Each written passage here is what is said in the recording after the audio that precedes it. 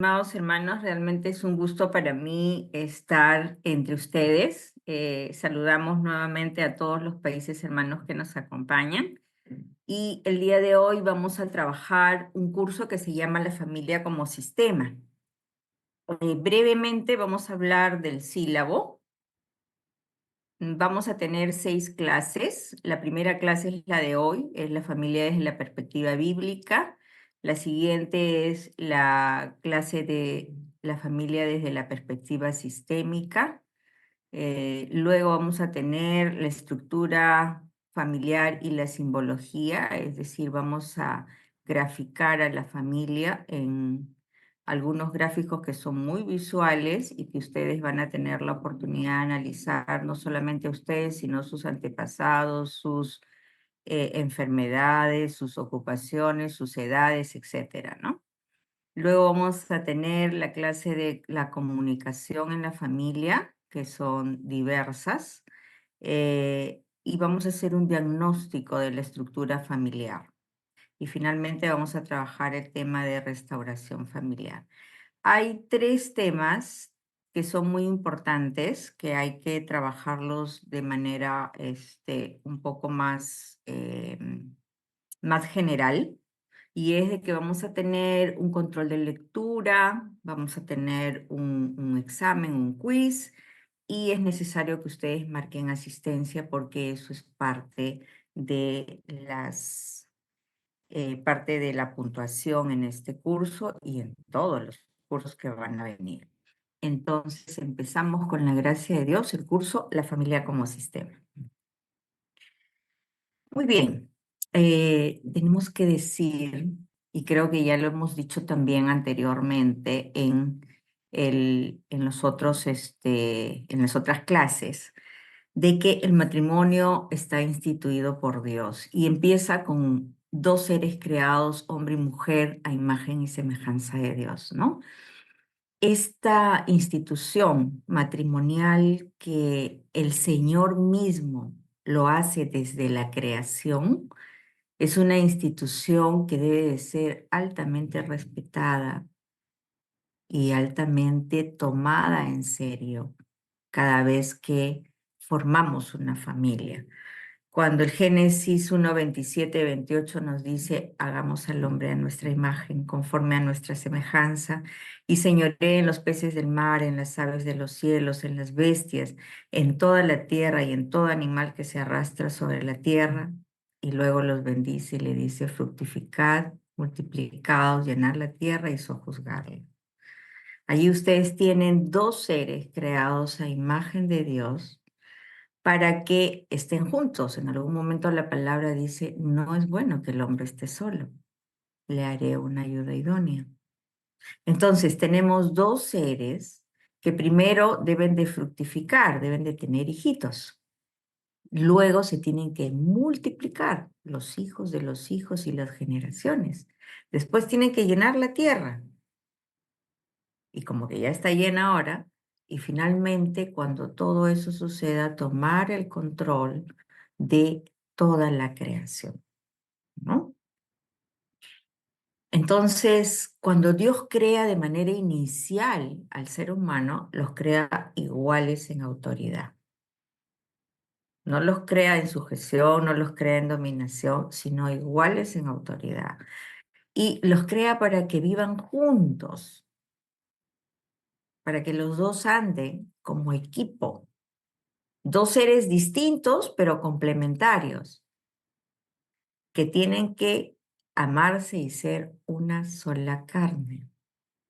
En esta unión fructífera, probablemente van a tener hijos, pero hay, y vamos a en algún momento mencionarlo, hay un tipo de amor ágape, un tipo de amor filial que es necesaria en la pareja. A veces pensamos que solo el amor eros es el que va a unir completamente a la pareja. Y es cierto que este amor eros es un amor en el cual se completa o se cumple la palabra de Dios cuando dice serán una sola carne. Pero no es todo. porque ese amor eros, muchas veces, en los primeros años del matrimonio, quizás 2, está en su pleno esplendor, pero después comienza a bajar. Por eso es de que a veces se empieza con, a los 2, 3 años, la primera crisis familiar, ¿no? Pero en este análisis del hombre y mujer y todos los mandatos que Dios le da, como fructificad, multiplicaos, no es bueno que el hombre esté solo, eh, necesariamente hay convivencia unida entre hombre y mujer. Y es el compañerismo, es decir, como la amistad que tiene varón y mujer dentro del matrimonio, lo que hace que esta unión permanezca en el tiempo.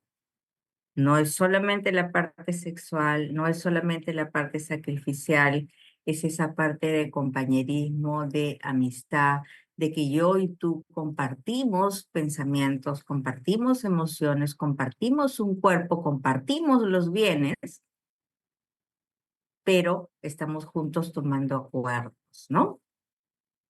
Entonces, el objetivo del matrimonio es tener la unión de 2 seres en una unidad a imagen de Dios.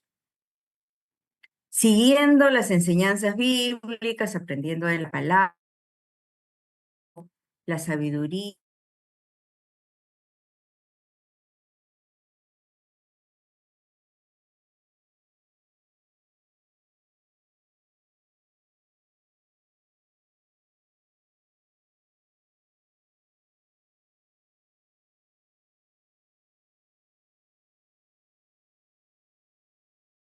No es ese concepto humano y legal de acuerdo, de contrato. Es un modelo diferente donde es Dios mismo el que está creando a los 2 seres, uniéndolos y dándoles algunas ordenanzas para que sean de bendición a otros. Serán una sola carne y entonces Dios une a la pareja no solamente de manera intelectual, no solamente de manera emocional,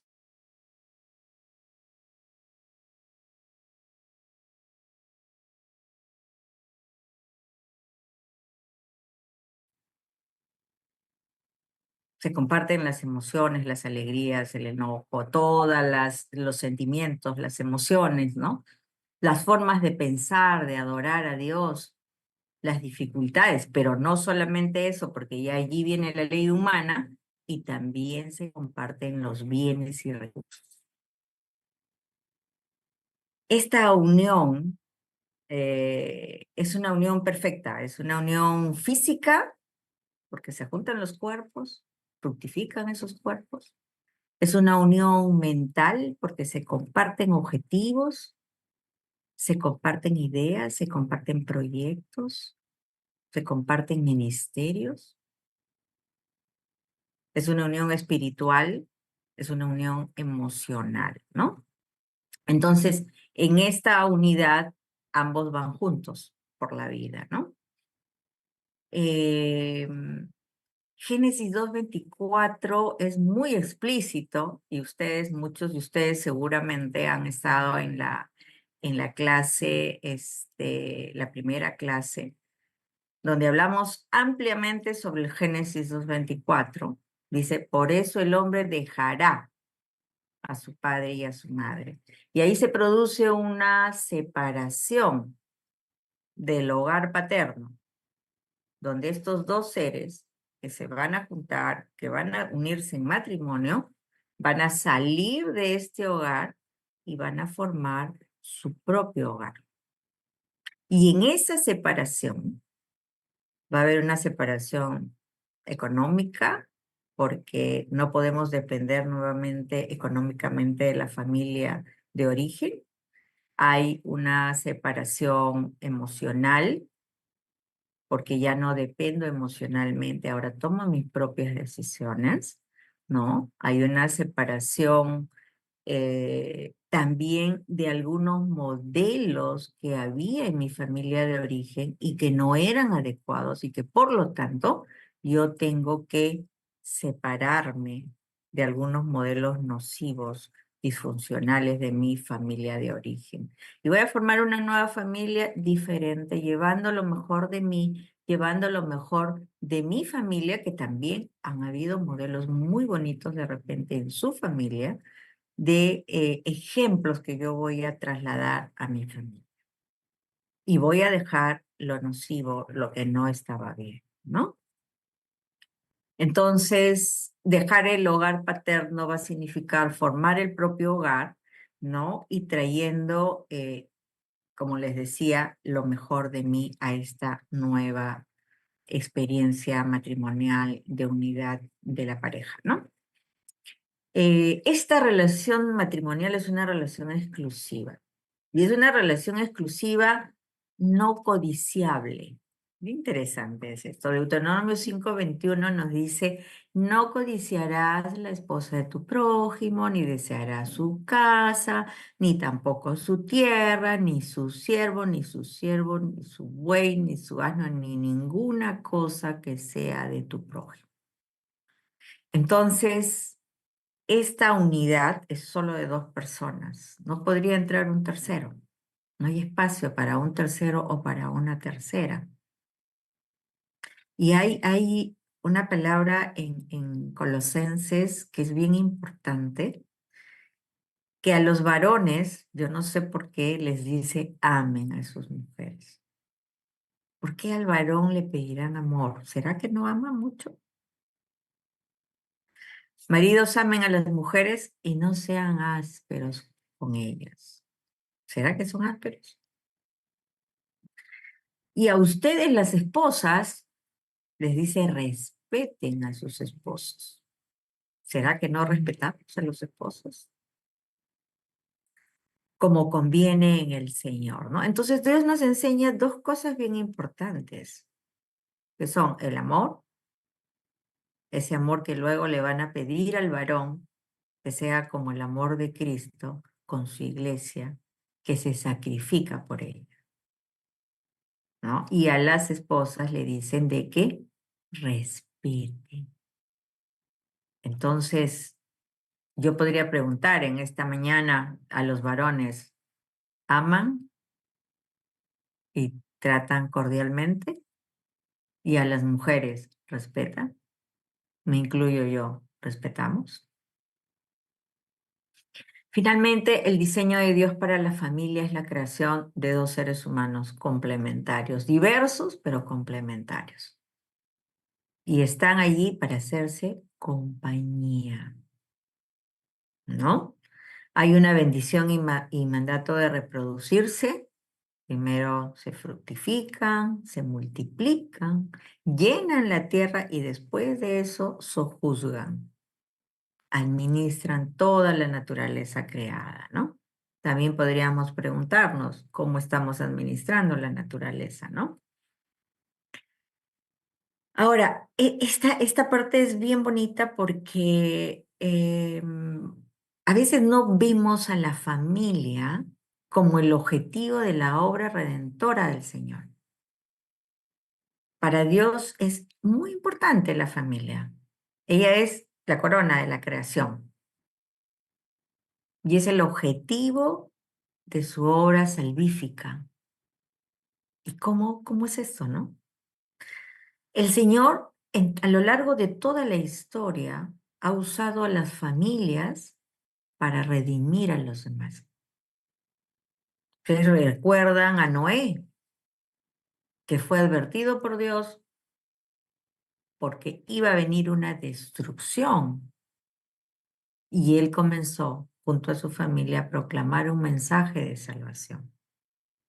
Recuerdan a Amram y Jocabed, los padres de Moisés, que ayudaron a la liberación del pueblo de Israel. Claves en la obra salvífica del Señor, ¿no? Elizabeth y Zacarías, los padres de Juan el Bautista, María y José, en fin, Hay una serie de familias en la Biblia y esperamos que mi familia y su familia colaboremos con la obra del Señor, ¿no? Esta familia está transmitiendo la fe. No es una familia que solamente trabaja para sí mismo, para su propia nutrición, para su propia alimentación, para su propio sostenimiento, sino que el objetivo de la familia cristiana es transmitir la fe primero al interior de la misma familia, o sea, yo, mamá, papá, los hijos y los que vivan allí, ¿no?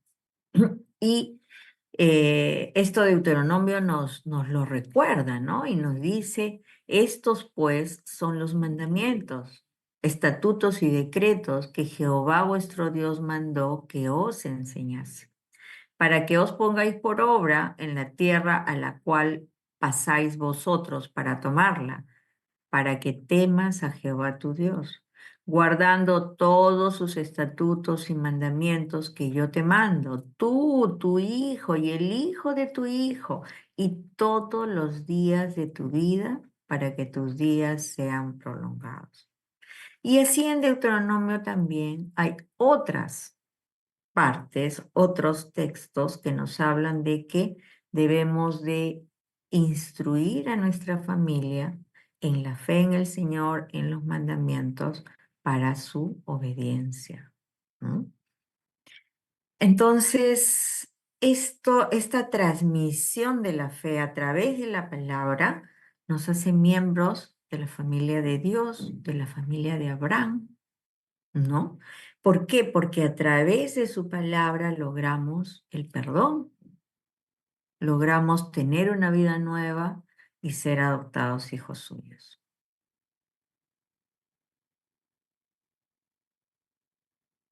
Dios nos ayuda en esta tarea. Dios quiere edificar nuestros hogares de acuerdo a su propósito, ¿no? Y una de los propósitos del Señor es, oye, tu hogar que sea de bendición, no solo para ti, sino también para los demás.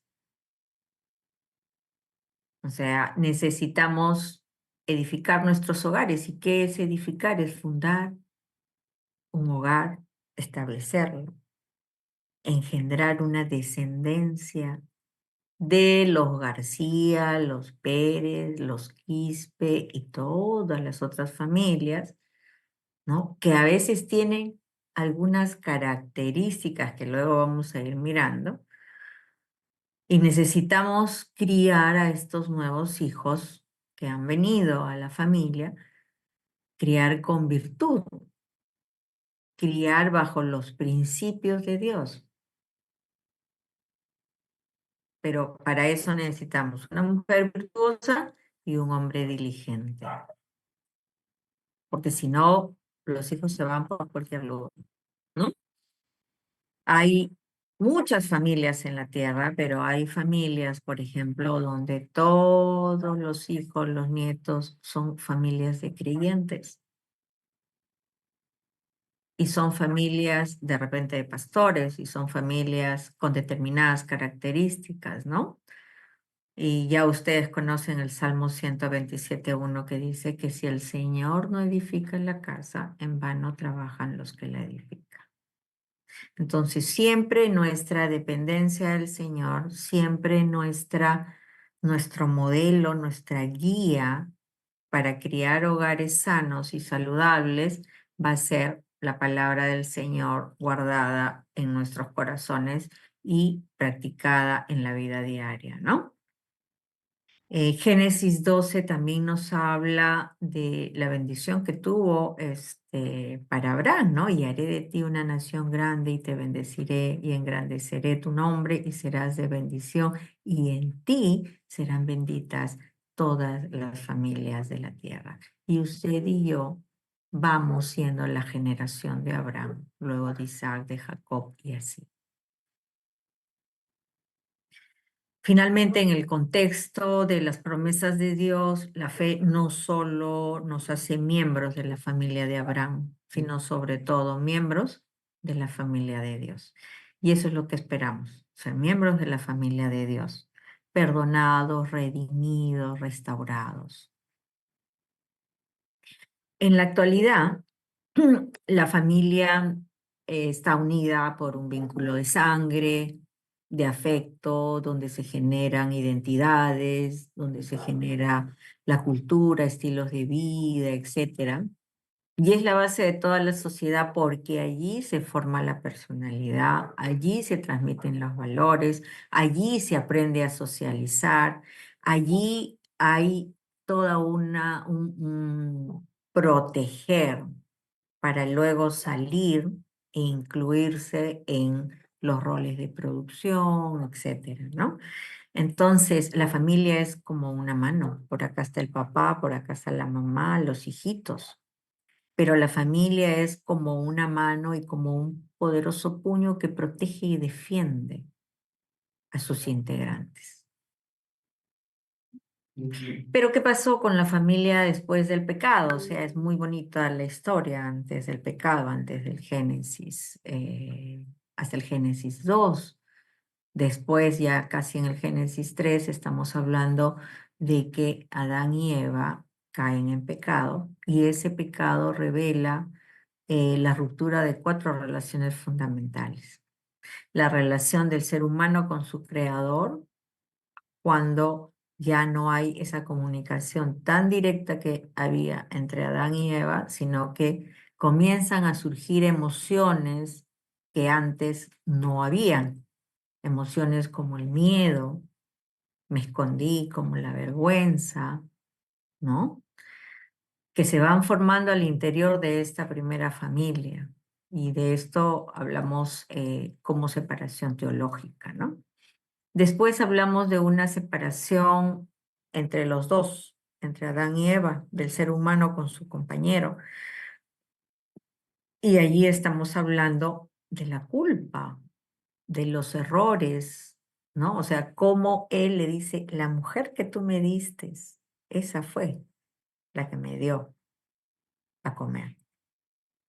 Esos sentimientos, esas actitudes no estaban antes y comienzan a iniciarse con el pecado, ¿no? Entonces, luego empieza el tema de la dominación, ¿no? Y tu deseo será para tu marido y él se enseñoreará de ti. Y viene la separación teológica, ¿no? Después está la relación del ser humano con su naturaleza, con todo lo que Dios le había dado que tenía que cuidar, ¿no? Pero la naturaleza gime por ser restaurada, ¿no? Entonces ya se producirán cardos y espinas que no se producían antes. Y la relación del ser humano consigo mismo, ¿no? Ahora yo, Adán, Eva, ahora yo siento cosas que no sentía antes. Temor, mentira, vergüenza, engaño. Ahora violencia familiar, el culpar a otro, el justificar mis errores, el tener un juicio moral pobre. No, yo hice, pero es que lo hice porque te amaba, ¿no? O sea, viene una serie de conflictos. Y bueno, ahí ya hablamos de una separación psicológica, ¿no? Hay muchas promesas que el Señor tiene para nosotros, ¿no? Algunos conflictos que enfrentan las familias no quiere decir de que el Señor después del pecado no sea misericordioso. El Señor, a pesar de todas estas cosas, tuvo un plan para cada uno de nosotros y para cada una de las familias también, ¿no? Nosotros tenemos que reconocer que tenemos pasiones que se agitan, diría Santiago, que se agitan dentro de nosotros y producen una serie de discordias. Pensamos con malicia, ¿por qué me estará regalando este regalo mi esposo, mi esposa? ¿No será que quiere algo? ¿Habrá hecho algo y está tratando de compensar? En fin, ¿no? Discutimos discutimos, actuamos con orgullos, con celos, envidias, a veces con indolencia, con indiferencia, ¿no? Y toda esta situación nos hace buscar al Señor, porque vemos de que no podemos resolver por nosotros mismos y a veces no podemos ni siquiera controlar nosotros mismos todas esas pasiones que se agitan en nosotros y que la palabra a veces va a decir, engañoso es el corazón y perverso más que otras cosas, ¿quién lo conocerá? ¿No? Pero el Señor nos ha ofrecido, si es que llegamos a sus pies, nos ha ofrecido hacer volver el corazón de los padres a los hijos y de los desobedientes a la actitud de los justos. ¿Y por qué esa promesa para la familia, para un plan de restauración? Y es que la familia es sumamente importante para ese plan salvífico del Señor. Tenemos algunos deberes dentro de la familia. Uno de ellos es proveer para su familia, ¿no? Dice Timoteo, el que no provee para los suyos y sobre todo para los de su propia casa ha negado la fe y es peor que un incrédulo. Y muchas veces dentro de las familias hay hijos que están fuera de esta familia nuclear y que se han dado en otros momentos de la vida de las personas que no están siendo atendidos. Y esos hijos claman por atención, por supervivencia, por pensiones pensiones para su mantenimiento, ¿no? Dios tampoco quiere el divorcio. Dice la palabra, lo que Dios juntó, no lo separe el hombre. Y ahí están las terceras personas a veces, ¿no? Que lamentablemente esas terceras personas podrían ser o una tercera persona de una infidelidad, o podría ser la propia familia de origen, o podría ser el propio corazón de las personas, ¿no? Analizando un poquito las familias en el Antiguo Testamento, vamos a mencionar que todas estas familias están unidas no solamente por lazos de sangre, sino también por una misma fe en el Señor. Había muchas familias patriarcales donde eh, el padre lo decidía todo, inclusive la vida o la muerte de sus miembros, y que la mujer no tenía valor, salvo por el de procreación, y pobre que no tuviera un hijo, pues era una mujer excluida. Entonces, la familia patriarcal está circulando alrededor de la economía y del poder, ¿no? De esa economía patriarcal, ¿no? Pero también las familias se fundaban en una casa compuesta por madre, padre, hijos, siervos, bajo la protección de un padre, ¿no? De un patriarca, ¿no? Pero estas casas tenían características. La casa de David, la casa de Abraham, tenían sus descendientes. Algunos estaban circuncidados, otros de repente no, otros sí. Tenían lugares donde estaban asentadas, ¿no? Y tenían a veces hasta oficios. Algunos eran lo que podríamos decir ahora ganaderos, otros eran agricultores. Tenían características estas casas, ¿no? Estas casas también y estas familias tenían antepasados comunes, familias, tradiciones, como ahora. Ahora también nosotros tenemos familias con diferentes tradiciones, ¿no? Entonces, estas familias comenzaron a tener características variadas. Si bien es cierto, al inicio Adán y Eva son los que van a tener el privilegio de ser una pareja exclusiva, monógama, hasta la generación de Set con Noé, esto se respetó, pero después con Lamec se dice de que él tomó para sí dos esposas. Y ahí empieza la poligamia como descendencia de Caín, ¿no? En el Nuevo Testamento, vemos a un Jesús que desciende por sus antepasados de la familia de David y de la familia de Abraham. Pero esto ya estaba escrito en la palabra y se cumple la promesa a través de la persona y la familia de Jesús, ¿no? Igual la mujer, aparte del Antiguo Testamento y en el Nuevo Testamento también, ya teníamos una mujer que era muy desvalorizada, porque era la propiedad del marido, porque no estudiaba, porque no enseñaba, porque no aprendía. Iba a la casa del esposo, tenía que estar sujeta a él, y el esposo podía divorciarse por cualquier cosa, ¿no? Sin embargo, Jesús viene y dignifica a la mujer y permite que aprendan a sus pies, permite que escuchen la palabra, habla con ellas, discute temas teológicos, la mujer en el pozo, la valora igual que el hombre. En fin, comienza a tener una perspectiva distinta del valor de la mujer.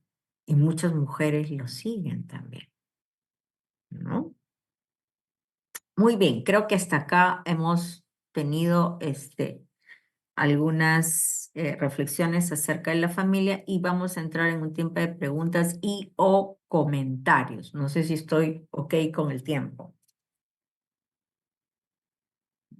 Si no hubieran preguntas hasta aquí, entonces pasamos y al final podemos hacerlas todas, como ustedes quieran. Buenos días. Una consulta. ¿Qué pasa con aquellas familias que hemos venido a los pies de Cristo después de una trayectoria de procesos de divorcio? Los hijos, ¿no? Tú los encaminas en el camino del Señor, pero uno de ellos, pues, con el tiempo de los años ya no quiere saber nada del Señor y, pues, ya formando él un hogar, decide divorciarse. ¿Qué hay de eso de que se puede romper las maldiciones de divorcios por generaciones? ¿Algo tiene que ver? ¿Qué hacer una madre cuando se siente impotente y no y ver que su hijo también está en el proceso del divorcio, no? Ujú.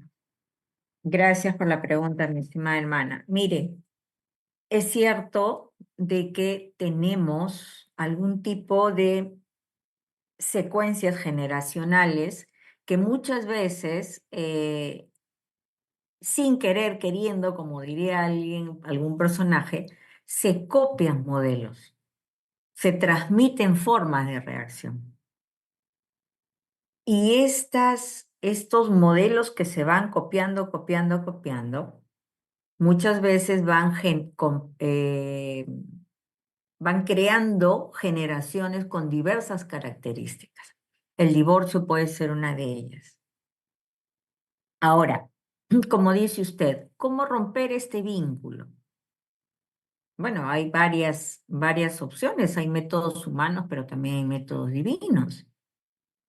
Dentro de lo divino está el acercamiento al Señor para que esta persona, este hijo, esta hija, pueda entender que el propósito del matrimonio realmente es una permanencia hasta el final de su vida y pueda reconocer sus propios errores y tratar de corregirlos al igual que la otra persona. Pero ¿qué pasa si la otra persona no quiere? Ya no podemos hacer mucho.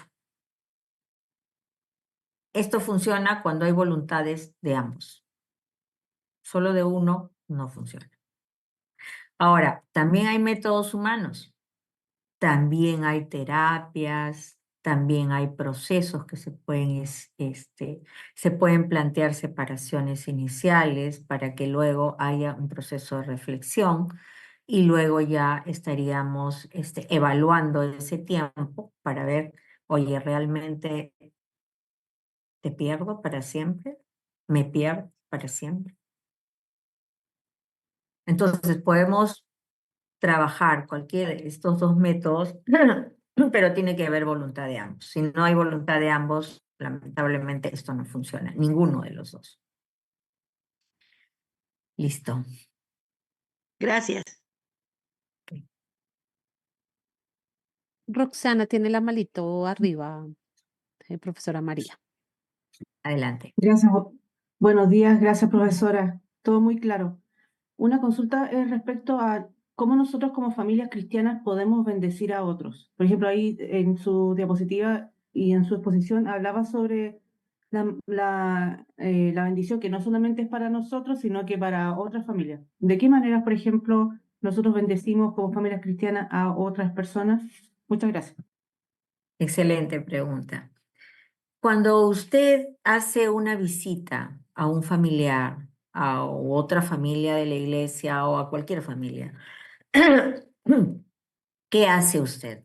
Hola, ¿cómo estás? Qué gusto verte, tatatí. Y van saliendo cosas. De repente van saliendo problemas de salud, de repente van saliendo problemas económicos, de repente van saliendo problemas emocionales, de repente van saliendo problemas X, legales quizás. ¿Cómo podemos colaborar con ellos?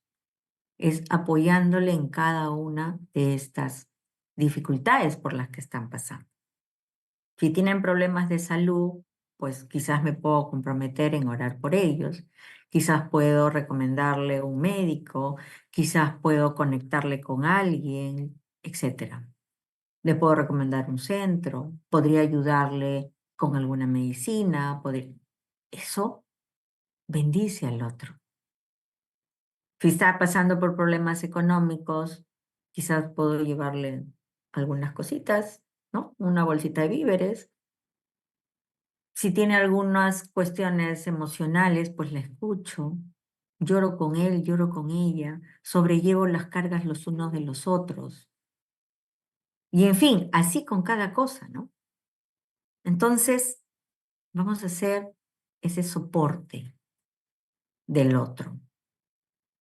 Porque a veces nos la pasamos así nomás, ¿no? Entonces, hay que mirar con misericordia. Y hay que ver de qué forma podemos apoyarles, ¿no? Comunicarles la palabra. A veces la ayuda ya comunica quién soy yo. Ese es cristiano, dice. Cuando yo estaba mal, vino y fue uno de los primeros en traerme una bolsita de alimentos. No lo sé, o sea, cualquier otra ayuda también podría ser. Entonces, estamos dando testimonio del amor de Dios en la vida de las personas, ¿no?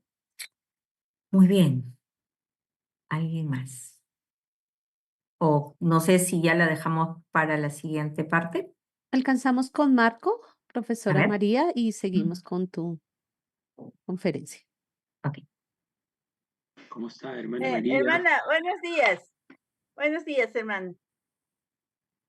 Yo quisiera que, ¿cómo nos puede llegar? Uy, Muy Ah, interesante. Macedonia, perdóname, solamente para guardar un poquito el orden. Porfa, al final contigo. Marco creo que estaba antes de ti, ¿sí? Un ratito, por Ujú. favor. Gracias, Macedonia. Adelante, Marco. hermana María, buenos días con todos, bendiciones. Tengo una pregunta que de alguna manera tiene que ver con la pregunta que hicieron hace un momento bajo el tema del divorcio, ¿no? En el caso de la convivencia, por no haber tenido pues clara las cosas cuando uno no está en los caminos de Dios y busca quizás el facilismo, ¿no? Que es lo que hoy en día existe mucho, ¿no? Estoy contigo un tiempo, si funciona bien y si no.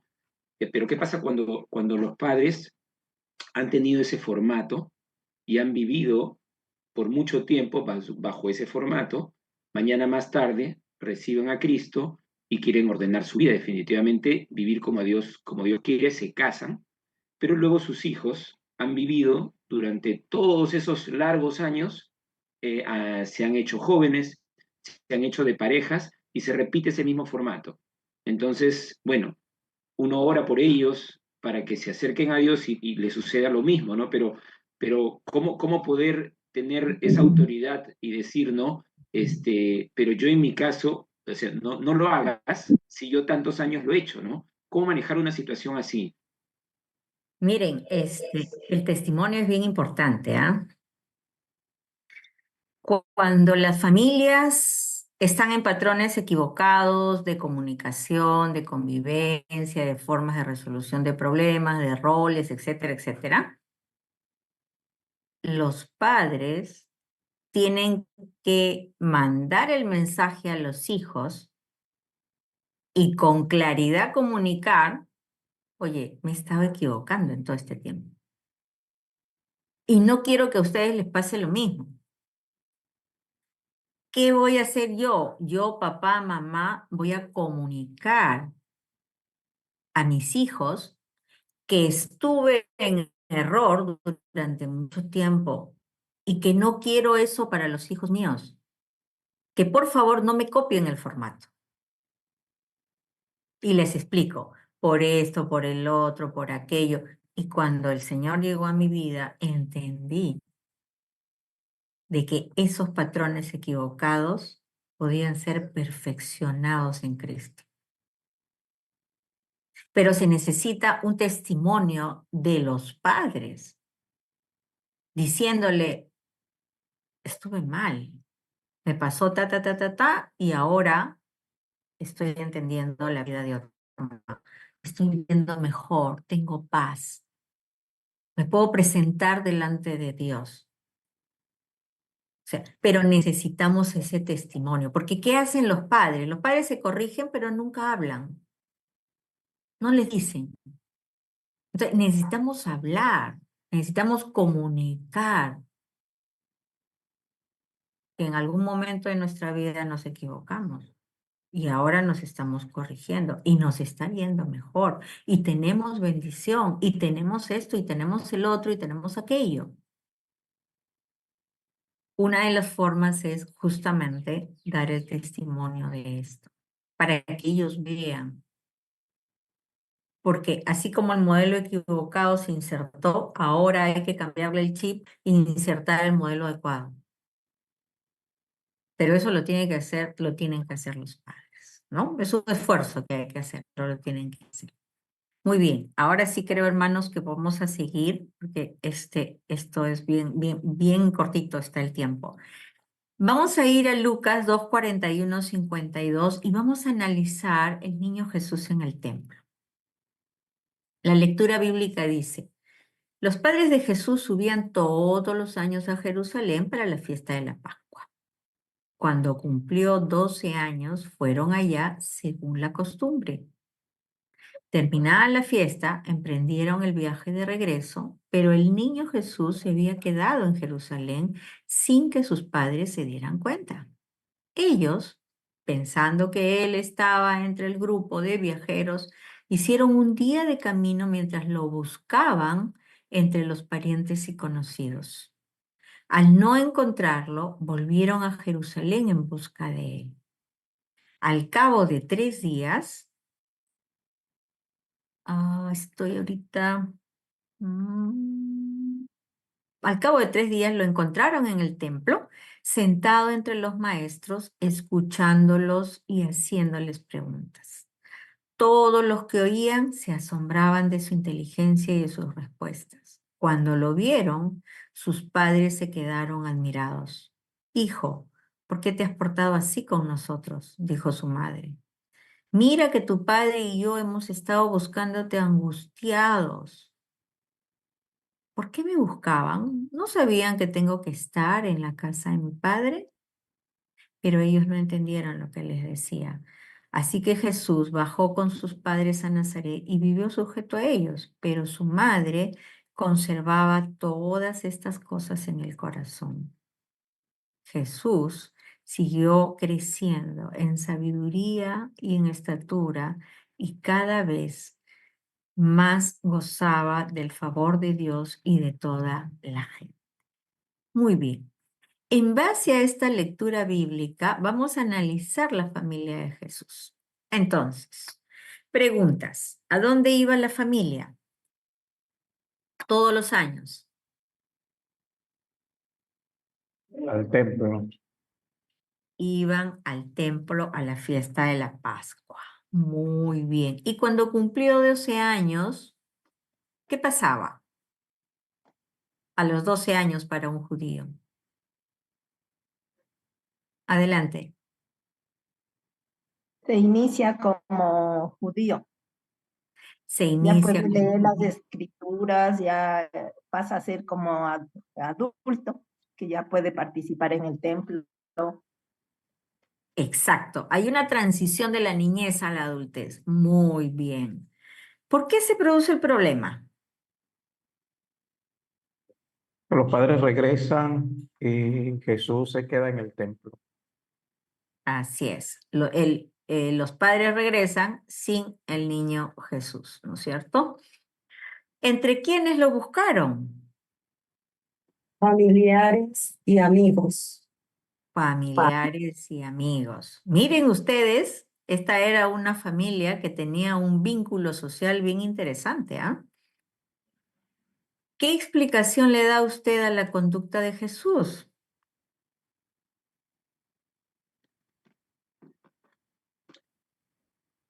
Bueno, él como dice, ¿no? Que en los negocios de su padre, ¿por qué me buscáis? O sea, dando a entender de que él estaba en los negocios ya de su padre, pues ya estaba entendiendo ya el propósito por la cual él había nacido. Así es. Y se estaba dando esa transición de la niñez a la adultez, ¿no? Entonces, Jesús tenía, Perdón, sí. mostraba otros intereses ya desde la preadolescencia, ¿no?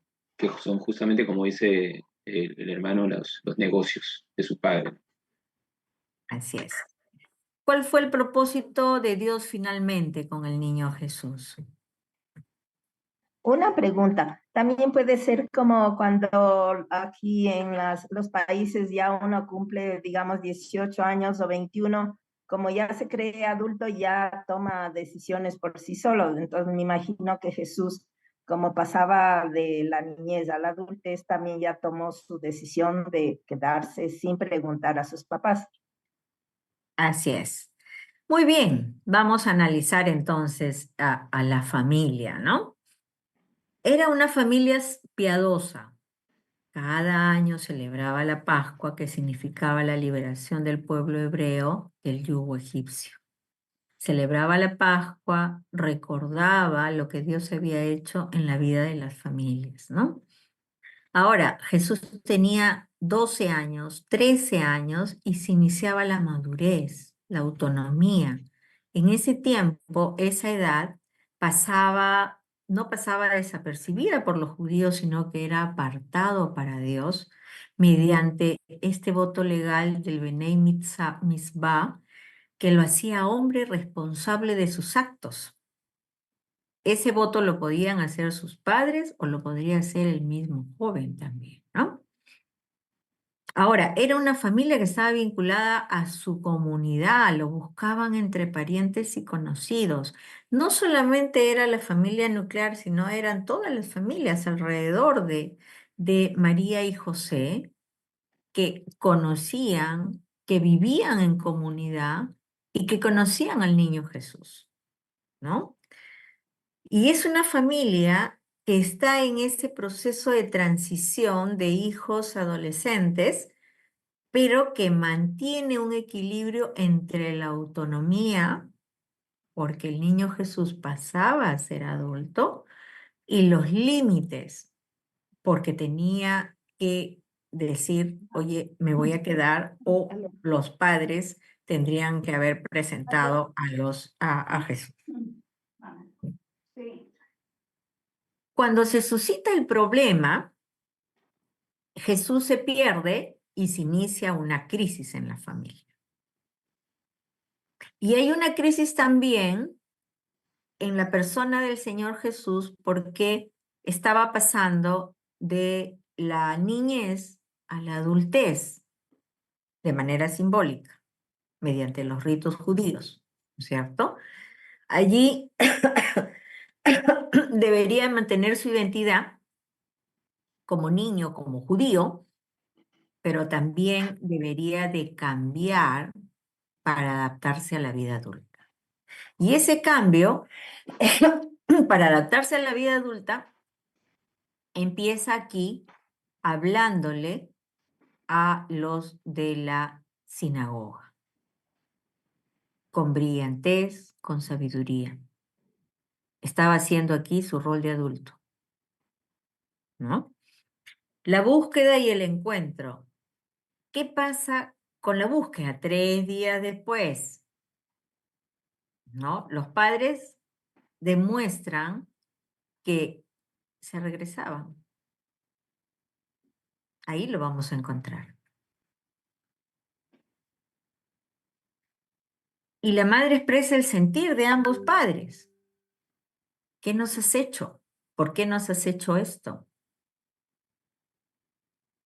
Entonces, en el clímax de la historia, el hijo mantiene su posición de hijo. El amor de los padres no se condiciona por la conducta del hijo. Cada miembro de la familia se afecta y se conduelen todos entre sí. Cuestionan su conducta, no su ser. Le dicen, ¿por qué nos has hecho así? No le dicen, tú eres un, etcétera. Digamos que se fijan en la conducta y no desvalorizan todo el ser del Señor Jesús. Y la madre expresa sinceramente sus emociones, no se reprime. Y entonces vemos cómo hay todo un asunto de comunicación en la familia, ¿no? Pero esta historia tiene un broche de oro, ¿no? Porque dice que luego de esto Jesús vivió sujeto a ellos.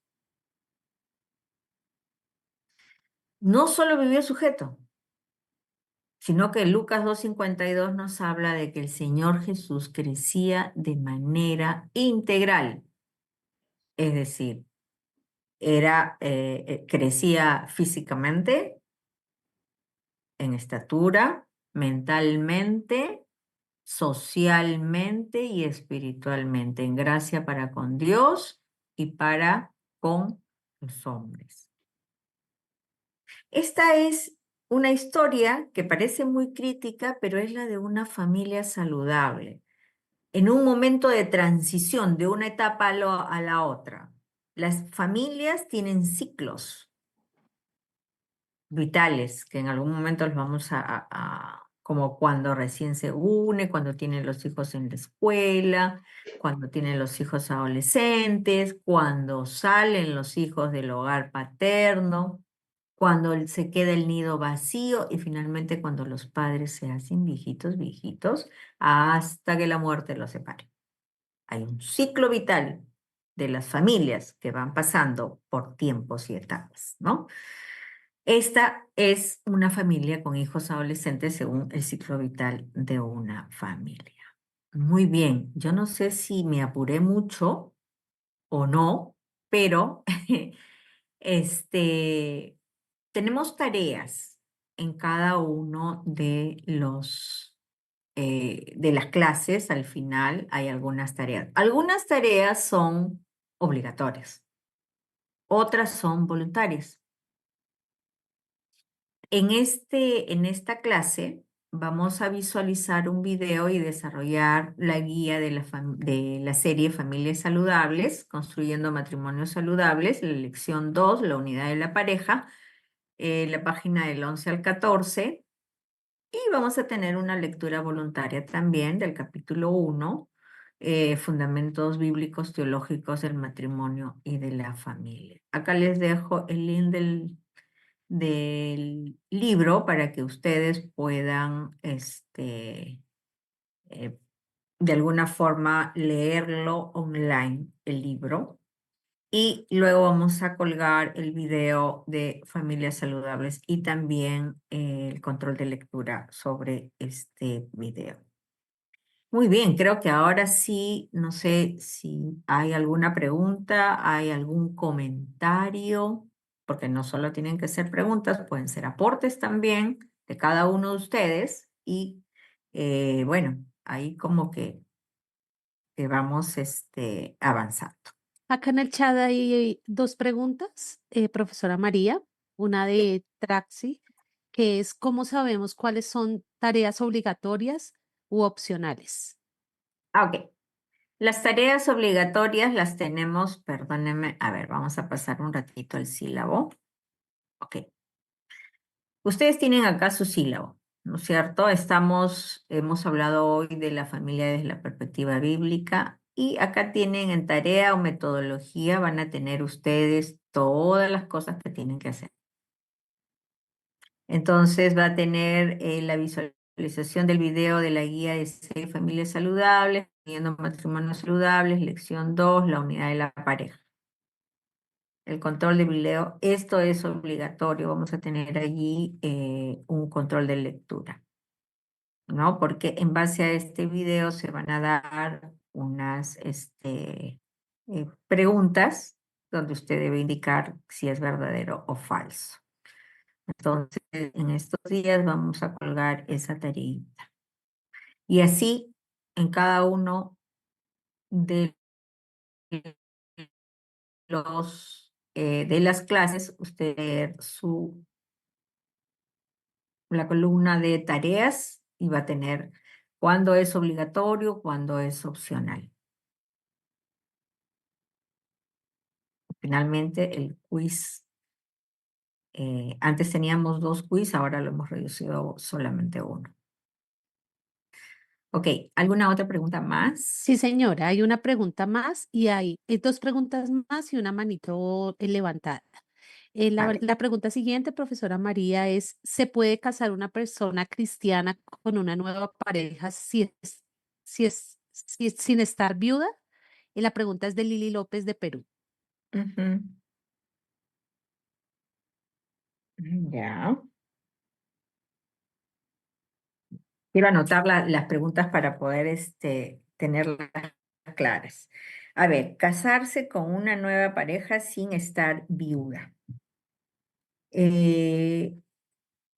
Generalmente nos podemos, digamos, casar si es que la pareja anterior nos abandonó, porque nadie puede obligar al otro a que pueda estar conmigo, sobre todo cuando son incrédulos, ¿no? Si él consiente en vivir conmigo, entonces yo me puedo quedar en la relación, pero si no, si él se va, entonces ahí sí habría que ver quién de los dos estuvo como en el error, como en el pecado, y se va o se queda. Porque si yo fui la adúltera, entonces casarme nuevamente va a ser otro adulterio. Pero si él fue el adúltero, entonces yo de alguna forma podría tomar un matrimonio segundo si es que a mí me abandonaron, ¿no? Esa sería un poquito la respuesta. Muchas gracias, profesora María. La siguiente pregunta dice lo siguiente, es de Mariluz. ¿Cómo se aplicó los límites en la familia de Jesús? Ya. Aquí habían límites que eran flexibles porque había una transición de la etapa de la niñez a la etapa de la adultez. O sea, si bien es cierto, él tenía que pasar por esa transición, ¿no? No habían como límites para eso. Pero la familia no lo entendió así, porque era una familia humana. Y los negocios de mi padre no lo habían entendido como tal. Entonces, divinamente, él no tenía problemas. Los problemas vinieron humanamente, ¿no? Allí sí, humanamente, podríamos decir de que ahí un límite no estuvo funcionando, pero divinamente funcionó perfectamente todo. Listo. Listo, profesora. Y Sarisa Troya tenía la manito levantada y Jonathan Islas. Sarisa. Buenos días con todos. Sí, solamente un comentario, como dijo la profe Vale. Es interesante y bueno, yo no lo sabía, no lo había visto así. Entender eso, ¿no? Que Jesús estaba pasando por una transición de niño a adulto, o sea, una responsabilidad mayor, porque si leemos a primera vista, así nomás, sin entender que había este cambio, es como que había una desobediencia ahí, o sea, se podría decir hasta una respuesta un poco rebelde, porque dice, o sea, ¿por qué me buscan si estoy aquí en los negocios de mi padre, no? Porque la mamá le dice, ¿por qué nos has hecho preocupar? Pero es interesante lo que usted acabó de decir, o sea, divinamente no había, el problema fue humanamente, pero también entender que no, Jesús no estaba rompiendo ninguna regla, porque era una transición de acuerdo a la cultura que se da, ¿no? Entonces, entender eso también, porque a veces es como que yo había leído este pasaje y decía, pero ¿por qué Jesús hizo eso? Pero después dice, se sujetó a sus padres, o sea, era eso nada más que me llamó mucho la atención y gracias por explicarlo. Gracias, profesor. Gracias también a reforzar, ¿no? Reforzar este pensamiento.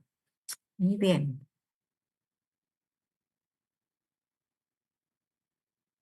Continuamos con Jonathan. Jonathan Islas.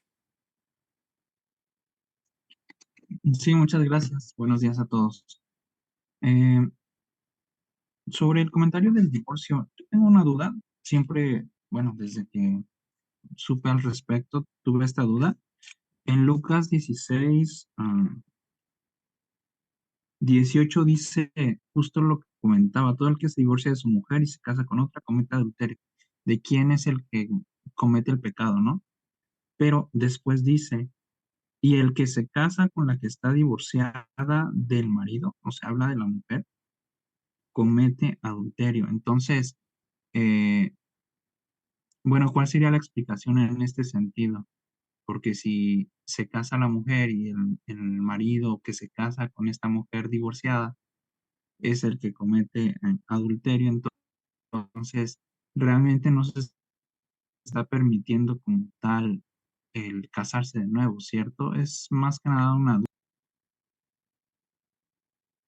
A ver, vayamos al texto, ¿ya? San Lucas. San Lucas 16, 18 creo que has mencionado, ¿no? Sí, Ya, un ratito, vamos al texto exactamente. Y vamos a verlo de repente desde un poquito antes.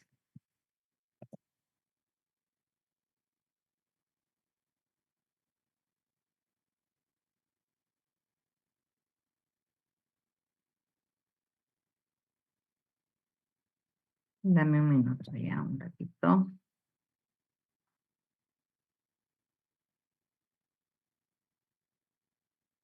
Ok. Dice, todo el que se divorcia de su mujer, está hablando de varón, y se casa con otra, comete adulterio, y el que se casa con la divorciada también comete adulterio. Ok, sí, en este texto pareciera que todo aquel que se divorcia podría cometer adulterio si es que alguno de ellos toma nuevamente la...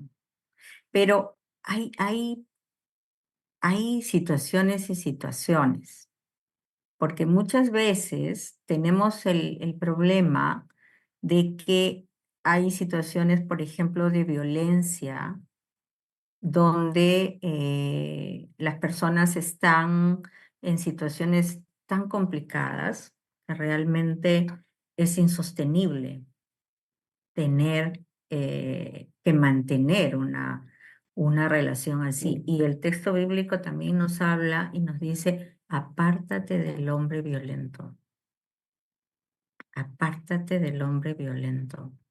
Entonces, muchas veces por cuestiones de violencia uno tiene que hacer un alto y siempre he pensado yo de que primero es una separación temporal y luego de la separación pues ya si hay la necesidad de divorciarse por la dureza de su corazón, podrían hacerlo. O sea, hay toda un análisis allí, pero muchas veces es por la dureza del corazón, muchas veces es por situaciones de violencia.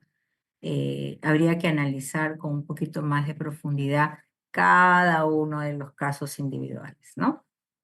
Por ahí está un poquito la explicación. Eh, gracias, pero mi duda, disculpe, Dígame. creo que no va tanto por ahí, porque bueno, yo coincido que hay algunos casos donde uno se tiene que divorciar, ¿no? Y Jesús también enseña en otro versículo, no recuerdo ahorita cuál, que, que se divorcie en caso de infidelidad. Pero yo más bien respondiendo a la pregunta, ¿se puede volver a casar a alguien divorciado? Con base en este versículo, básicamente los hombres, el que se divorcia y el que se casa con la mujer estaría cometiendo adulterio, ¿no? Por eso le digo, habría que hacer un análisis un poquito más individual de cada uno de los casos, porque si tenemos el tema de violencia, repito, entonces apártate del hombre violento, ¿no? Apártate, y ese apartarse va a significar a veces romper el vínculo matrimonial, ¿no? Quisiéramos que el matrimonio sea para toda la vida, pero hay En segundo, muchos sí, factores, hay muchos factores que hay que analizar para eso, ¿no? Muy bien. Gracias. Ok. Profesora María, tenemos 4 manitos alzadas y 2 preguntas en el chat. No sé si tú quieras, si esperamos al final, las hacemos ya. ¿Cómo quieres tú, profesora María? Tienes el micrófono silenciado, profesora María. Perdón, vamos a seguir con las preguntas, comentarios también, porque ustedes tienen mucho que aportar, hermanos. Aquí tenemos líderes de muchas naciones que sería bien bonito escuchar parte de lo que ustedes saben también, ¿no? Entonces, bueno, ahí están las preguntas y los comentarios para abiertos. Bueno, entonces vamos a alternar las preguntas, profe, una del chat y una de los que tienen la manito levantada. Entonces, en el chat está Patricia Arteaga. Ella nos dice lo siguiente: el modelo de la familia de Jesús es un gran ejemplo para nosotros hoy. Como padres nos vemos enfrentados a lo que dice la sociedad y lo que nos dice la Biblia.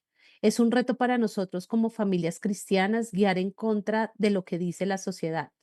Acá viene la pregunta, profesora María. ¿Recomendación para seguir en contracultura sin violentar los derechos?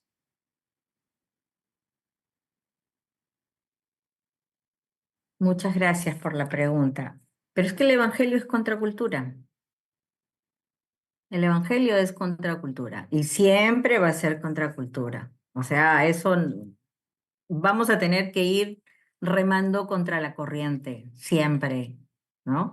Entonces, ¿qué hacemos? La familia es nuestro lugar, es nuestro apartado, es nuestro búnker, por decir así. Es nuestro espacio donde todos creo que podemos vivir en intimidad con cierta libertad y con cierta independencia.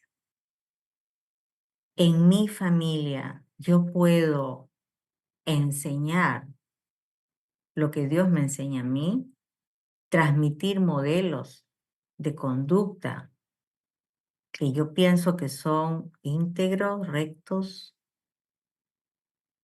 Creo yo de que es justo ese espacio familiar el que a mí me va a permitir enseñar, el que a mí me va a permitir poner límites. Por ejemplo, yo tengo un hijo, suponiendo que yo tenga un hijo como de 17, 18 años, que ya no está queriendo ir a la iglesia, suponiendo. Pero él sabe, o ella sabe, mi hijo, mi hija, de que en esta familia nosotros somos creyentes, que creemos en Dios, que se transmiten valores cristianos, que se hacen buenas acciones, que se transmite la palabra. Entonces yo puedo poner algunas normas en mi casa. Ok, hoy día no vas a ir a la iglesia, listo, la escuchas porque ahora tenemos muchos cultos por el Facebook, la escuchas por alguna razón no va a poder, la escuchas por el Facebook y luego conversamos de eso. Entonces, ¿qué estoy haciendo? Estoy fomentando la reflexión bíblica. Listo. Hay días en los que yo, de todas maneras, tengo que presentarme como familia en la iglesia y ese día vas conmigo. Porque gracias a la gracia de Dios, por decirlo así, eh, duplicando la palabra gracias a la gracia, tenemos pan, tenemos abrigo, tenemos techo, tú puedes estudiar. Y tú tienes que reconocer que si no fuera por la gracia de Dios, no podríamos tener todas esas cosas. O sea, necesitamos enseñarle a nuestros hijos a reconocer que Dios está presente en la vida de las personas. Ni las hojas de los árboles se mueven si no es por su poder, dice un corito, ¿no? Entonces, ¿cómo transmitimos eso? Ahora, va a salir y le van a decir otra cosa. Pero lo que yo puedo hacer en mi casa es fomentar esas creencias, porque en la casa se da la identidad, se dan las costumbres, se dan las creencias, se dan las reuniones, las tradiciones, las formas. Entonces yo tengo esta familia a la que yo puedo sujetar en autoridad por ser padre, por ser madre, mientras estés en mi casa. Cuando ya te vayas, no habrá forma de poder obligarte, pero sí de hacerte seguimiento. Y yo le podré pasar textos bíblicos, le podré pasar, no sé, pues, le diré, ya fuiste a la iglesia, estás en la reunión de jóvenes, o sea, tengo formas de pisarle los talones porque soy la mamá de los pollitos o porque soy el papá de los pollitos. Obviamente, nadie le va a poner aquí una presión tan grande como para decir, tienes que hacer esto, porque aún Deuteronomio nos dice, oye, he puesto delante de ti la vida y la muerte, la bendición y la maldición. ¿Y qué le dice después? Escoge tú. Escoge tú. Pues escoge. Tienes dos caminos y vas a tenerlos toda la vida. Este camino de acá te va a llevar a determinadas cosas y este otro, por cada cual va a tener sus consecuencias. Y entonces, cada vez que pase algo, yo voy a estar reforzando, porque yo voy a ser la mamá o yo soy el papá, qué sé yo, y voy a estar pisándole los talones a este jovencito, a esta jovencita, porque tengo la autoridad de papá o la autoridad de mamá. Entonces, necesitamos ser un poquito más insistentes. Últimamente, las familias están dejando mucho autoridad de los padres. Y entonces, es que la niña no quiere comer. ¿Perdón? ¿Que no quiere comer? Miren, yo les cuento algo. Y seguramente va a ser de ayuda a muchos padres.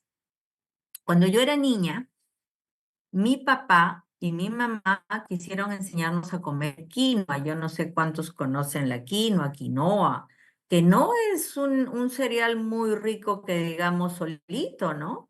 Pero teníamos que comerlo porque era muy, muy nutritivo. Entonces mi mamá era obstetriz Mi mamá le decía, mira que tiene unos oligoelementos y no sé qué tanta cosa, y nos daba toda la información nutricional de la quinoa. Y a nosotros, perdónenme, nos importaba poco los oligoelementos y todas las cosas que pudiera tener la quinoa, porque nosotros no queríamos comer quinoa, ni yo ni mi hermano. Pero mis padres eran muy sabios y seguramente como muchos de ustedes. Un día le dice mi papá a mi mamá, Blanca, vamos a hacer quinoa. Y entonces, ya bueno, nosotros dijimos, yo y mi hermana, ay, qué feo has cocinado, mamá, ¿por qué has hecho quinoa? ¿No has podido hacer otra cosa? No, hijita, que... Y nuevamente la información nutricional. Escuchábamos y ya, con la justa, y dejamos la quinoa. O sea, comimos como la mitad y dejamos como un poco menos, ¿no? En la noche mi papá y mi mamá conversaron y dijeron, ¿cómo están las chicas? ¿Han comido quinoa? No, no han comido. O sea, sí la han comido, pero no tanto, ¿no? Obviamente después de la quinoa no había pollito frito, no había papitas fritas, no había absolutamente nada más que quinoa. Después, mi papá dijo, no han comido. Blanca, ya. Mañana vuelves a hacer quinoa. Segundo día. Nosotros, mamá, pero te has vuelto loca, ¿qué está pasando? ¿Por qué estás haciendo quinoa de nuevo? Ya. Mi mamá calladita, la quinoa y la información nutricional de la quinoa. Segundo día de quinoa. En la noche, nosotros escuchamos la conversación de mi mamá y mi papá y dijo, Blanca, hay que hacer nuevamente quinoa. Y yo y mi hermana escuchamos y dijimos, mañana nos comemos toda la quinoa, porque si no va a haber un cuarto día y si no va a haber un quinto y eso no lo vamos a permitir por ninguna razón. Y entonces, después, al tercer día de quinoa, aprendimos a comer quinoa. Habían pleitos, habían que sí, que eres así, nada de eso. Pero había una autoridad firme y la información académica. Entonces, necesitamos ser más firmes. No es necesario gritar, no es necesario hacer tantas cosas, sino que la autoridad tiene que ponerse. En algún momento yo servía a algunos proyectos de compasión en mi país y hay niños que son de zonas deprimidas económicamente, ¿no? Y una vez me tocó un proyecto que estaba muy cerca del mar, en un puerto. Había abundancia de pescado. Entonces, las hermanas hacían locro, porque les daban alimentos a esos niños, hacían locros y ponían un pescadito frito ahí. Y muchos niños decían que no les gustaba el pescado. Oye, vives frente al mar, tienes una cantidad de proteínas en el pescado, estás en situación de pobreza, come tu pescadito con sencillez y con humildad. Pero las mamás que hacían, es que no le gusta, no le voy a dar. Pues le das, sencillamente. Y no hay huevito frito, no hay pollito frito, no hay nada. Porque el pescado es importante para tu desarrollo. Entonces, estas cosas que van pasando en las familias a veces se convierten en problemas. Y ya tienen por ahí niños desnutridos, etcétera, etcétera, ¿no? Pero bueno, creo que ya hablé un poco más de lo que debería. A ver, Muchas gracias, profesora María. Bueno, continuamos ahora con una de las estudiantes, Diana Acevedo, que tiene su manito levantada. Diana, puedes habilitar tu micrófono. Hola, buen día. Sí, mi pregunta es referente al tema que trataba de las personas divorciadas. Bueno, entendemos que nosotros nuestra vida cristiana, obviamente nos enseñaron que el matrimonio era para toda la vida, pero ¿qué pasa cuando el matrimonio uno dice hasta aquí llegamos porque hay una constante de infidelidad? Es decir, uno se separa, se divorcia y ya no podría volver a rehacer su vida con otra persona porque estaría en pecado. Claro, y ahí habría que ver quién fue el infiel. Por ejemplo, bueno, yo estoy hablando acá desde Colombia. En Colombia tenemos pues no sé si de pronto es algo cultural o es ya también de todos los países donde la mayoría de las veces son los hombres los que cometen infidelidad. Mm. Entonces, hablo de estos casos que los hombres cometen la infidelidad, quieren seguir ahí en su hogar, pero ya se toma una decisión. Hasta acá llegamos porque es una repetición es constante la acción de infidelidad. Entonces, ¿qué pasa con estos matrimonios? La esposa terminaría separándose, divorciándose y no podría volver a rehacer su vida. Bueno, la palabra dice de que a no ser por causa de pero a no ser por causa de infidelidad o de adulterio, se pueden divorciar. O sea, por ahí sí, habría que divorciarse. Ahora, el tema de quién estaba en pecado y quién no, para volver a tomar una relación, es un tema que a mí me gustaría realmente escuchar a varios. Ahí veo pastores aquí. Me gustaría también escucharlos, porque muchas veces el aprendizaje se va construyendo y se va retroalimentando. Entonces, a mí me gustaría, no sé, yo por ahí he visto a varios pastores que nos podrían también comentar acerca de esto, pero definitivamente allí el divorcio se da. El asunto es el nuevo matrimonio. Entonces, ahora voy a preguntar yo. ¿Qué dicen vamos a participar, pues, ¿no? Vamos a hacer un poquito más,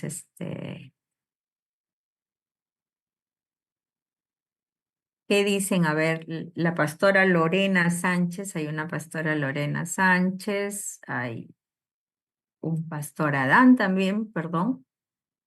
Si estoy, Adán Sánchez Paredes, el pastor Nazareno, no sé si está por acá. Veo a Adán Sánchez Paredes, es pastor Nazareno.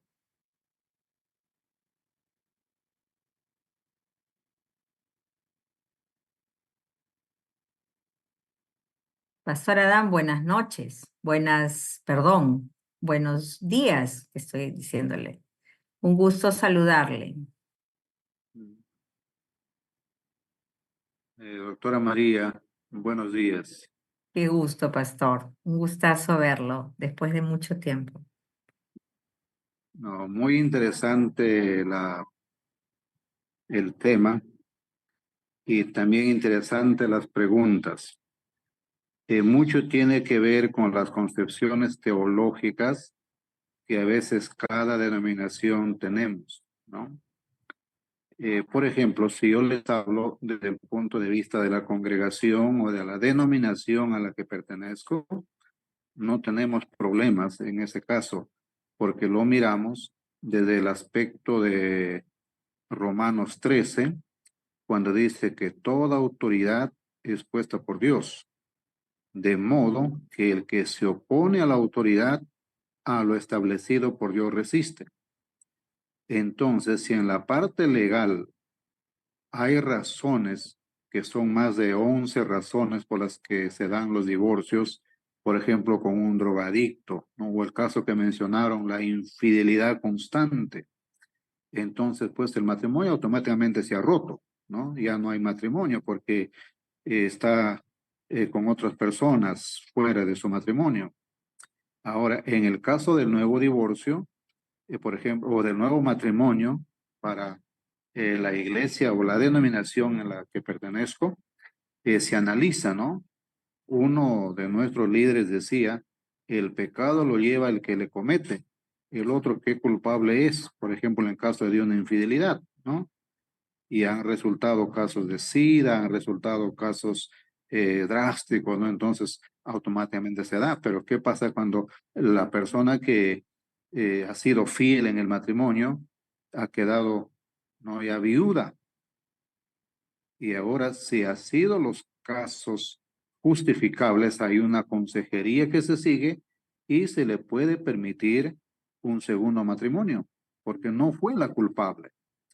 Y también hay otro caso muy personal en la que siempre he reflexionado. Dice, lo que Dios juntó, no lo separe el hombre. Pero ¿qué pasa cuando una pareja se une ya por la fornicación? ¿No? Se une ya por, a veces por la obligación, a veces económica, a veces de los propios papás, ¿no? Que te casas, no, que por acá. Entonces, la pregunta es, ¿Dios lo junta? ¿O es que humanamente o por el pecado se unieron? O sea, hay muchos casos ahí que son ya individuales para conversarlo con cada pareja, ¿no? Y justamente por eso es que a mí me interesa y estoy en este tema, ¿no? Y me gusta porque vamos aprendiendo mucho. Gracias, doctora. Qué gusto saludarle, Pastor Adán. Un gusto, él es superintendente de la Iglesia de los Nazarenos en el Nororiente, ¿no? Qué bueno. Ok, escuchemos a ver a otras apreciaciones, y el pastor tiene mucha razón, ¿no? La concepción teológica de cada denominación es la que a veces rige la conducta de sus miembros, ¿no? Entonces, cada denominación probablemente tiene una postura teológica y este es un tema controversial. O sea, sacar una sola postura probablemente no se dé necesariamente, ¿no? Ok, por ahí mencionaron un pastor. Creo que alguien mencionó que alguna persona era pastor. Acá en el chat dicen Eliezer Garavito. Ok, a ver, Eliezer, lo escuchamos. Qué bueno que el Señor nos haya dado este tiempo de poder conversar realmente, porque es más la participación de ustedes. La clase la van a tener grabada y también todo lo que tiene la presentación, ¿no? Las diapositivas. A ver, nuestro pastor, ¿dónde está? Pastor Eliezer, puede habilitar su micrófono. Mi nombre es Luis David, Colombia. Hay unos que nosotros no podemos pasar. Perdóneme, un poquito más fuerte, por favor, si se acerca su micrófono a su laptop, a su computador. ¿Me escuchan? Mejor, muchísimo mejor, pastor. Bueno, mire, lo que pasa es que hay unos preceptos bíblicos que nosotros, por mucha autoridad que tengamos o que se nos haya dado, no podemos pasar por alto. Primero habría que analizar lo que dice Mateo 19:9, con respecto a la pregunta que le hacen a Jesús en el versículo 7. Y él dice allí claramente, dice, y yo os digo que cualquiera que repudia a su mujer, salvo por causa de fornicación, no está hablando de adulterio ni de cualquier otra clase de pecado, sino fornicación, y se casa con otra, adultera. Y el que se casa con la repudiada, adultera. Eso con respecto a la parte, porque Deuteronomio capítulo 22, del versículo 13, habla sobre la ley de la castidad y habla allí específicamente de lo que consiste la fornicación, sino que las nuevas versiones han venido implementando una palabra que llaman inmoralidad sexual, y la inmoralidad sexual no es solamente adulterio o fornicación, la inmoralidad sexual implica muchos otros pecados que en este tiempo pululan aún en medio de la iglesia, como es la pornografía, la masturbación, el sexo contra naturaleza, el caso del homosexualismo, lo que se conoce como sodomía. Entonces, todo esto forma parte de la inmoralidad sexual, pero no es en concreto. Cristo fue concreto. Uno lo mira en, en revisiones más antiguas de la Reina Valera, y uno encuentra allí que también dice, por lo menos en la 1609, en el capítulo 24 de Deuteronomio, también a partir del versículo 1, allí se habla específicamente también del tema de la fornicación. Entonces, notamos que la fornicación y el adulterio son dos cosas totalmente diferentes. Y la excepción que hace Cristo allí la hace en el pecado de fornicación. Ahora, esto tiene mucha tela que cortar porque tiene que ver con la virginidad, tiene que ver con todas estas cosas. Entonces, la pregunta es cómo sería en este tiempo. En este tiempo, cuando ya una joven, una niña de 12 años ya perdió la virginidad, de 10, 12 años ya perdió la virginidad, ya ha tenido aborto a los 15 años, en fin, infinidad de cosas han pasado muchos hombres por su vida. Entonces, este es un tema bastante caliente, pero vuelvo a repetir, yo respeto la opinión del pastor que me antecedió cuando él toma a Romanos capítulo 13, pero vuelvo a repetir, la autoridad de ningún hombre en la tierra puede estar por encima de lo que dice la palabra. Ahora, con respecto a una pregunta que hacían allí de si una mujer no enviudaba y se quería volver a casar. La respuesta también está en la palabra. En en 1 Corintios capítulo 7, uno encuentra allí particularmente en el versículo 10 y 11, dice, pero los que están unidos en matrimonio, mando no yo, sino el Señor, que la mujer no se separe del marido. Y si se separa, quédese sin casar, reconcíliese con su marido, y que el marido no abandone a su.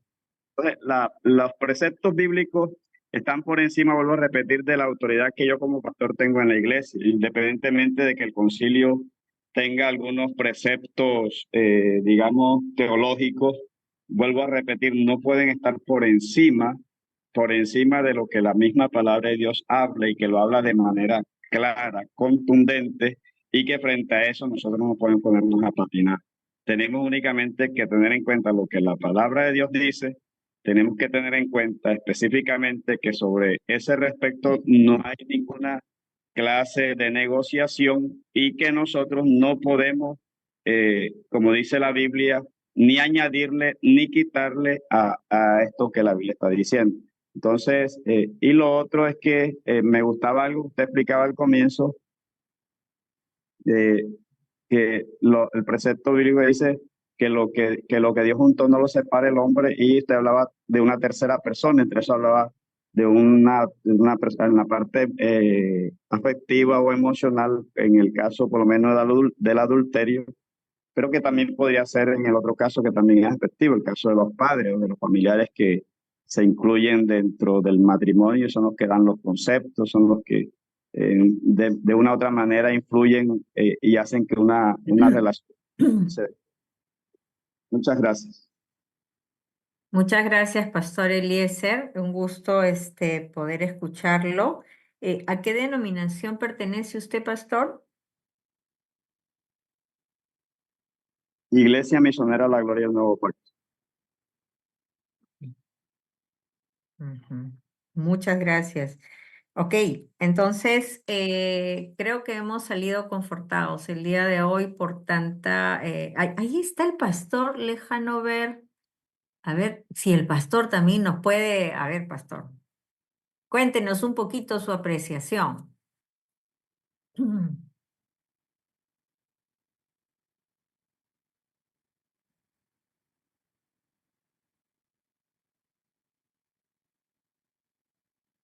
No le escuchamos. Está con su micrófono, active su micrófono, pastor.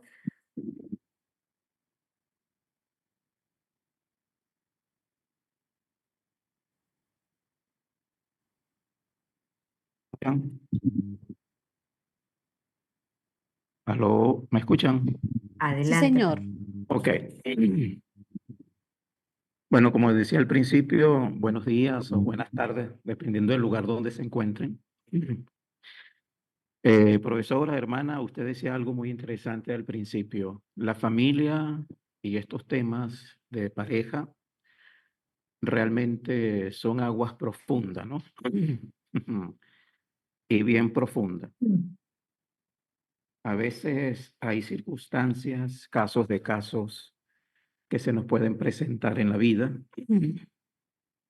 y hay que tener mucho cuidado en tratar a cada uno de esos casos. Y como decía el pastor, el primero que intervino, hay que estudiar el origen de cada situación, cómo vino, de qué manera vino, y tener un poco de afinidad espiritual de parte del Espíritu Santo y poder ver un poco más allá de las cosas con la dirección del Señor. Porque hay casos que son muy delicados, ¿no? Y, y a veces cada uno tenemos nuestra propia formación teológica y a veces nuestros conceptos son a veces conceptos eh, que de una manera u otra lo hemos copiado. Y por supuesto a través de la Biblia, cuando uno empieza a estudiar la Biblia, guiado por el Espíritu Santo, y el trabajar, el roce, uno como pastor con las personas, uno va aprendiendo cosas, ¿no? Por ejemplo, voy a remitir a contar algunos testimonios. Soy pastor de las iglesias bautistas. Por la gracia y misericordia de Dios, tengo ya como más de 30 años en el ministerio. Y estas son cosas que se nos presentan diariamente, del hablar, conversar con parejas, hogares que vienen de lugares disfuncionales, hermanas dentro de las iglesias que se casan con inconversos y que a la final piensan, yo los voy a convertir, yo los voy a convertir, y a la final ellas son las que se convierten al lado contrario. Y realmente la familia está siendo muy deteriorada y es fuerte esta situación. En algunos casos, lo digo en casos particular, he visto personas, hermanas, con hermanos dentro de la iglesia cristiana, que en la iglesia son una cosa y en las casas son otra cosa.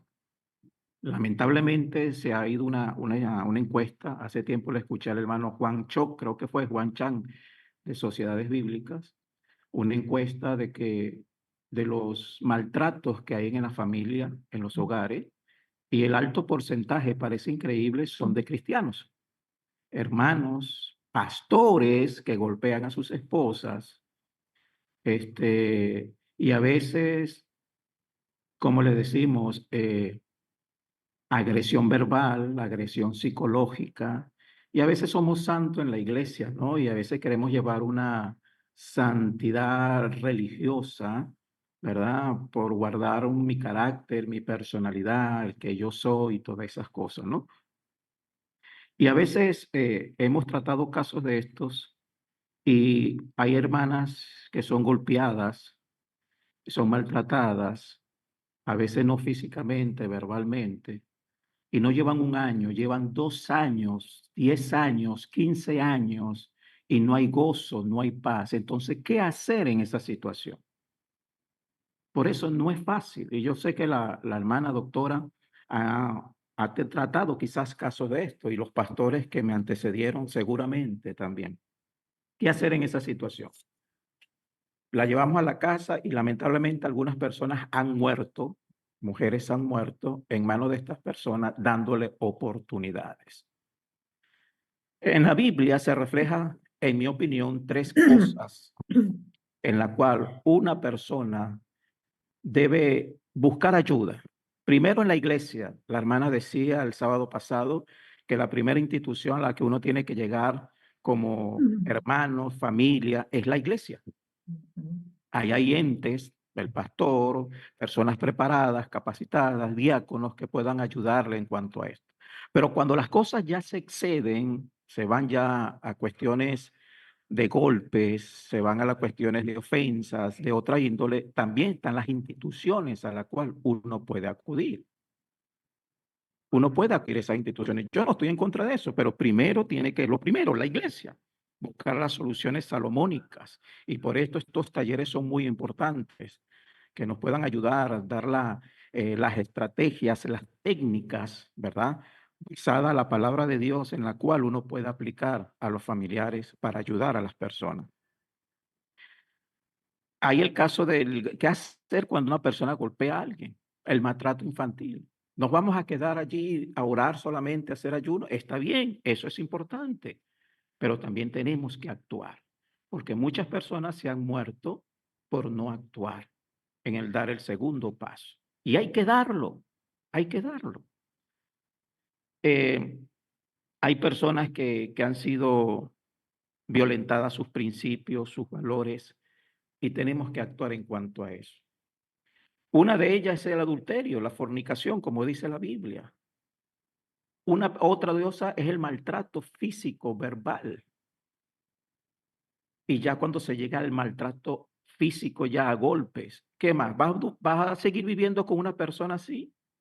Llevan 10 años, 15 años en esa situación, entonces la mujer tiene que callar porque tiene que estar sujeta al marido. Hoy me voló un diente, mañana me vuela otro diente. Me puso el ojo morado, entonces tengo que poner el otro ojo también para que... Y es fuerte la situación, no es fácil. Y yo soy pastor, pero tengo mi mente abierta a lo que la Biblia dice, a lo que la palabra de Dios, porque la Biblia dice, misericordia quiero, ante todo quiero misericordia. Entonces, ¿qué hacer en esos casos? La hermana, me gustó, hermana María Ibáñez, doctora, cuando usted dijo, yo lo aplico, hay que darse un tiempo de alejamiento prudencial de 1, 2 años. Todo va a depender. Porque hay personas, yo he visto y por la televisión se ve, hace mucho tiempo, hace como 2 años, hubo un caso donde la persona fue y le pidió perdón a su esposa por haberla golpeado y todo esto. Y al día siguiente la volvió a maltratar a los 2 días. Entonces, ¿qué hacer en esos casos? Y a veces en oración, claro, ahí tiene que ver muchas cosas. Vuelvo al principio, ¿de dónde, de qué forma vino ese matrimonio? Si fue por adulterio, ¿qué más tuve que hacer? Tuve que casarme. Ya lo que comienza mal, es muy difícil que se mantenga bien y termine bien. Entonces yo creo que las decisiones hay que tomarlas desde un principio. ¿Con quién me voy a casar? ¿Cómo lo voy a hacer? ¿De qué manera lo voy a hacer? Porque hay cosas que pueden tener su ayuda, pueden tener su consideración, pero va a depender mucho de ese primer paso que nosotros demos. Por eso siempre aconsejo a los jóvenes, piensen muy bien con quién se van a casar, piensen muy bien, oren al Señor. Le comento ya para terminar. Como pueden ver, por mi dejo, no soy peruano, soy venezolano. Tengo ya 6 años acá en el Perú. Estamos acá fundando iglesias, pastoreando también. Y en Venezuela, una discípula hace muchos años, antes de venirme para acá, ella es profesional y ella se quiso casar y ya yo la había discipulado, la había enseñado. Se enamoró de un inconverso. Y ella me dice, pastor, yo me voy a casar. Está bien, yo no te puedo obligar, pero tú conoces todas las cosas.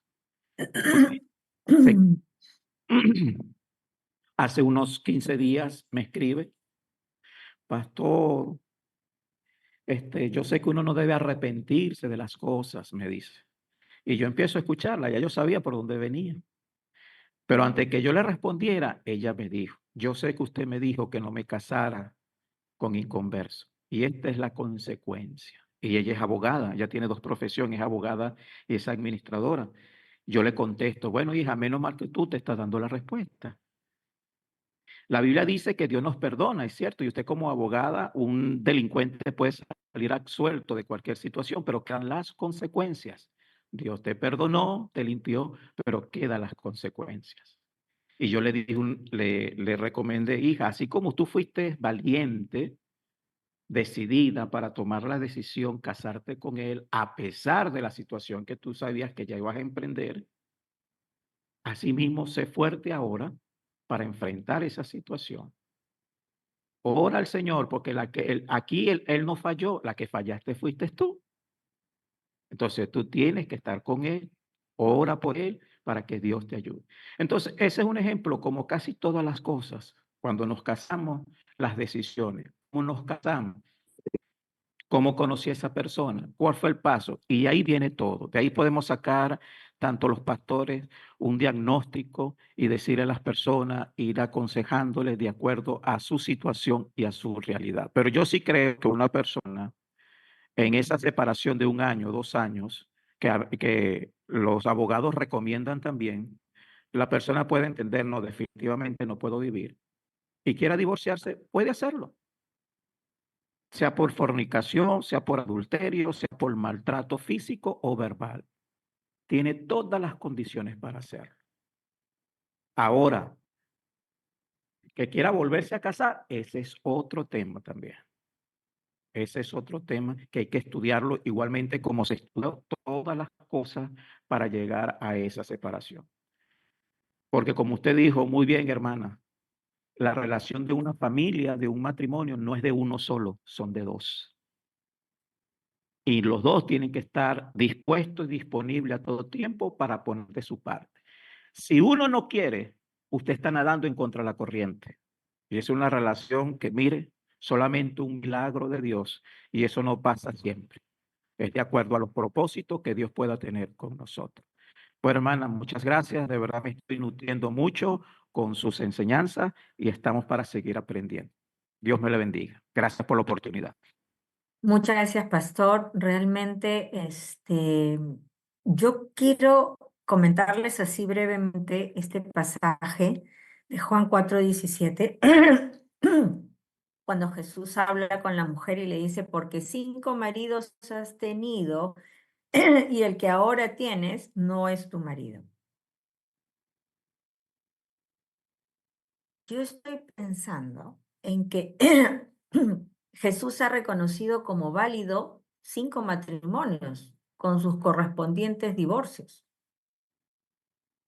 Lo que juzgó negativamente ha sido la unión libre que ella tenía en ese momento, porque si no hubiera dicho un marido, 4 amantes y un conviviente. Les dejo este texto para su reflexión. ¿Ya? Muy bien. Creo que ya estamos con el tiempo. Yo les agradezco infinitamente al pastor Eliezer de la Iglesia Misionera de Colombia, al pastor Adán Sánchez de la Iglesia del Nazareno de Perú y al pastor Lejanover Lejanover Herrera de la Iglesia Bautista de Perú. Muchas gracias, pastores, han enriquecido esta clase y creo que nos ha permitido tomarnos un tiempo adicional. Ha sido una clase de lujo, porque no hay tanta participación como ha habido hoy día, por ser la primera clase. Muchísimas gracias. Todos no tenemos la verdad en la mano. Qué lindo poder tener yo la verdad al 100%. Pero van a haber temas controversiales. Y como por ahí leía un comentario, no traten estos temas. Bueno, por ahí salió y por ahí había que tratarlo. Cada quien va a tener una interpretación personalísima de la Sagrada Escritura. Y por eso es de que a veces pues tenemos tantas denominaciones, pero creo yo de que cada quien se tiene que sujetar a la denominación que ha elegido pertenecer. Entonces, por allí, les agradezco muchísimo por este tiempo y ahora sí creo que ya estamos en tiempo de despedida. En la siguiente clase vamos a hablar de la familia como sistema y ya nos vamos a ir al lado humano de la familia. Así es que les agradecemos, hermanos, que tengan un lindo sábado y que Doctora con María, la... ¿me permite un minutito? Mi Sí. nombre es Omaira, quería hacer un comentario muy breve antes de terminar la clase. Agradezco mucho la participación, este espacio. En el tema de las personas y lo fundamental, el tema del corazón. El principal mandamiento, amar a Dios por sobre todo. Cuando nosotros podemos amar al Señor, podemos tener una correcta relación con nosotros mismos, por supuesto, en el matrimonio. He atendido casos de parejas en graves conflictos, pero cuando revisamos la relación de cada miembro de la pareja con el Señor, volviéndose al Señor, teniendo un arrepentimiento, recibiendo el perdón del Señor y restaurando esa relación con Dios, se pueden restaurar los matrimonios.